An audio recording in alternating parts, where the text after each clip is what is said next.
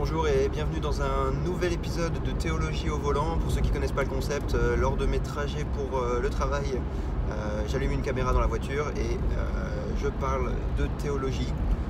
Aujourd'hui c'est grand soleil, mon visage rayonne comme celui de Moïse lorsqu'il descendait du Sinaï. Et justement en parlant de Moïse et de prophète, aujourd'hui j'aimerais explorer le sens du mot Messie ou oint ou Christ. Christ en grec, Messie en hébreu, ça signifie tout simplement en français oint, O-I-N-T. Un oint, c'est quelqu'un qui a reçu l'onction. Alors l'onction, c'est une cérémonie au cours de laquelle on versait de l'huile sur une personne, la plupart du temps sur sa tête, pour consacrer cette personne à une mission importante. Ça se fait encore en Angleterre par exemple lors du couronnement du roi. Le roi Charles récemment a reçu, il était caché par 4 panneaux si vous aviez vu la cérémonie, parce que l'onction se fait dans le secret en Angleterre. C'est une cérémonie qu'on voit par exemple dans les livres des rois. Il y a un passage du livre des rois où il nous est dit que Tsadok le prêtre et Nathan le prophète ont répandu l'onction sur Salomon pour qu'il soit fait roi. Et donc voilà, c'est justement ce qui est intéressant dans ce passage, c'est que non seulement il y a une onction, mais il y a Tsadok le prêtre, Nathan le prophète et Salomon le roi qui sont réunis en un seul verset, il me semble. Et justement ces trois offices, prêtre, prophète et roi, c'était les trois qui étaient oints dans l'Ancien Testament, les trois offices qui recevaient une onction. Et en fait, quand on dit que Jésus est le Messie, que Jésus est le Christ, qu'il est loin, on dit qu'il a lui-même ces trois missions, ces trois fonctions. Que Jésus c'est un prêtre, un prophète et un roi. Alors pour ce qui est de l'office de prophète, Moïse, il me semble en Deutéronome 18, avait annoncé qu'un prophète viendrait et que les Juifs devraient l'écouter. Un prophète surgirait du milieu des Juifs et qu'ils devraient l'écouter. Et l'apôtre Pierre, en Actes chapitre 2, applique cela à Jésus-Christ. Donc Jésus-Christ est le prophète qui vient accomplir l'annonce de Deutéronome 18.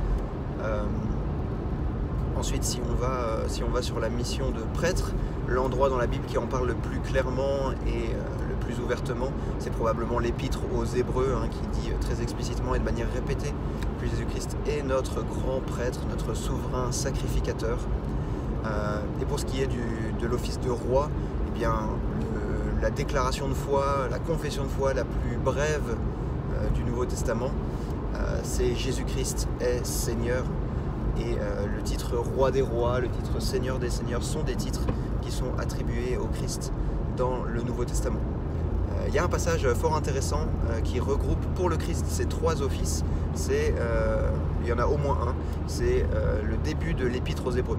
Le début de l'épître aux Hébreux nous dit par le passé, à bien des reprises et de bien des manières, Dieu nous a parlé par les prophètes, mais en ces jours qui sont les derniers, il nous a parlé par le Fils. Et donc là on voit que le Fils vient continuer la mission des prophètes, c'est un prophète, Jésus-Christ. Et le verset continue en disant ce Fils qui est le rayonnement de sa gloire et l'expression de son être, après avoir accompli la purification des péchés, donc ça c'est une mission du prêtre, s'est assis à la droite de la majesté divine. Donc le fait d'être assis sur un trône, c'est une posture de roi. Et donc dans ces quelques versets du début de l'épître aux Hébreux, on a l'idée à la fois que Jésus-Christ est prophète, prêtre et roi. Et ça n'a rien d'évident en fait qu'une même personne puisse être les trois.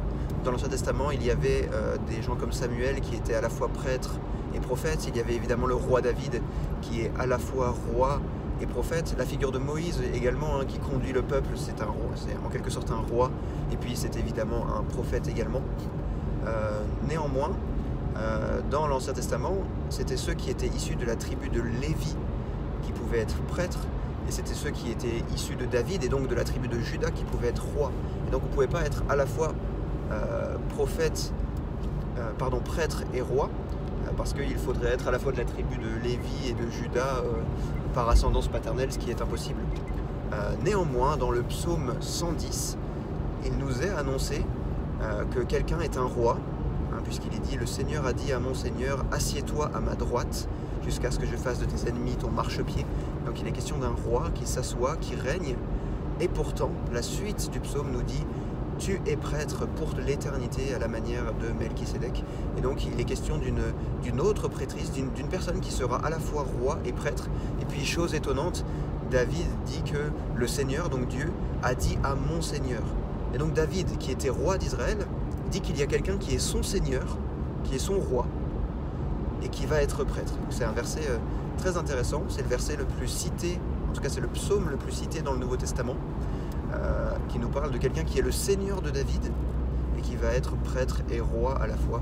Quelqu'un qui est à la fois Dieu, et puis à la fois homme, prêtre et roi.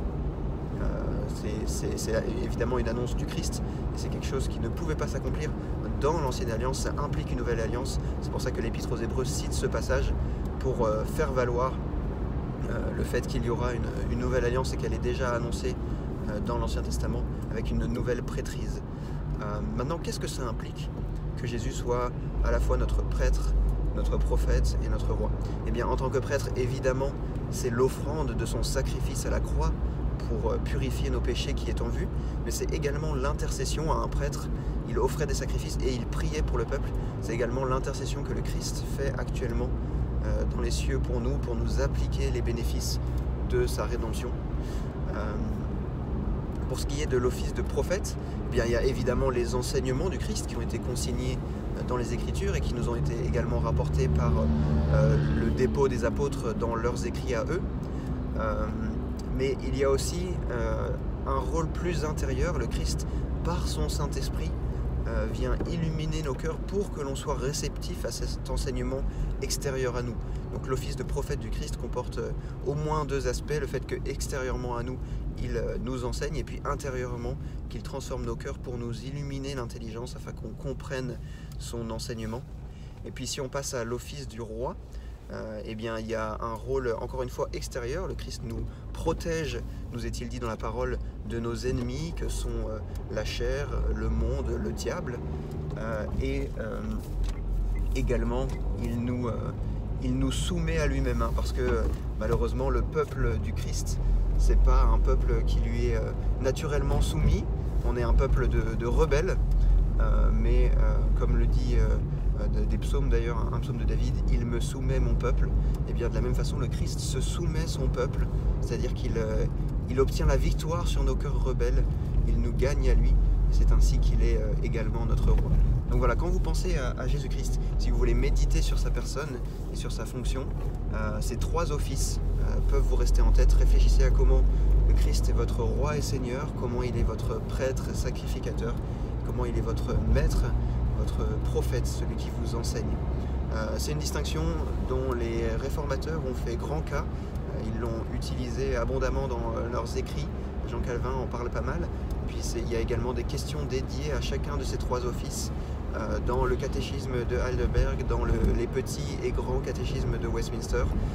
Toutefois, ce n'est pas une distinction qui a été inventée par les réformateurs, hein. On la trouve chez Thomas d'Aquin notamment, on la trouve de mémoire également chez Eusèbe de Césarée.